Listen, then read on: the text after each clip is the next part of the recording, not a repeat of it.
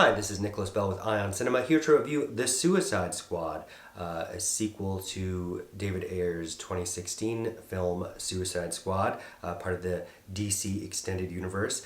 This time around, James Gunn is taking the reins. It's his fifth feature after Slither and Super and the two Guardians of the Galaxy films.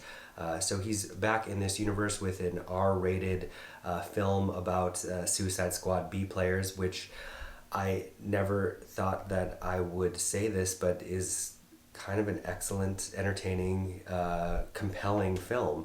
It opens with Viola Davis is back as Amanda Waller, who's this intelligence officer who's picking these supervillains out of Belle Reve to force them to go on these basically suicide missions amongst themselves. They like to call them Task Force X because it's demeaning to be called the Suicide Squad. So several characters from the first film are back, including Joel Kinnaman as Rick Flag and Jay Courtney. And we're introduced to a new character named Savant, played by Michael Rooker, who's in all of James Gunn's films.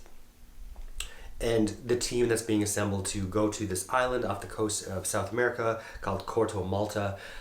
They have just experienced a military coup, and on this island there is a large Babylonic tower, kind of like Guantanamo Bay, called Jotunheim, which the U.S. military knows that there's dangerous extraterrestrial life, and the instability of this political powers going on in this country. That building needs to be, and everything in it needs to be eradicated.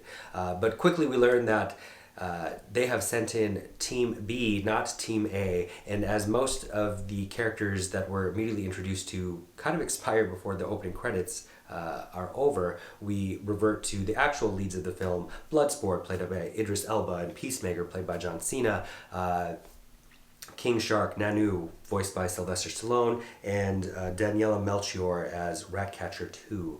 And we slowly begin to piece together strange alliances about villains that aren't really that good at being villains, if you will, and kind of the strange humanity that you never really get in a superhero film amongst characters that aren't allowed to be three-dimensional for whatever reason.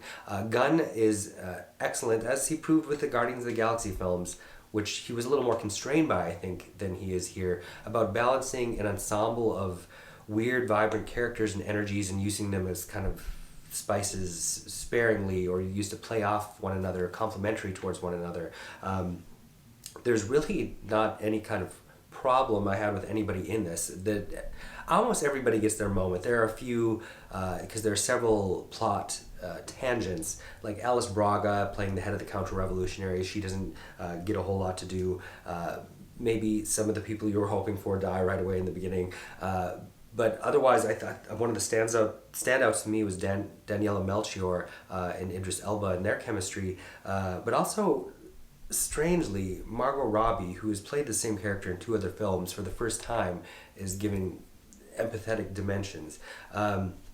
Peter Capaldi is also interesting as Gaius Greaves, who's the thinker, the one who's kind of experimenting on and / torturing this creature that is being housed, but is told in such a grandiose, decadent way that it has kind of the zany energy of the first Ghostbusters film from 1984.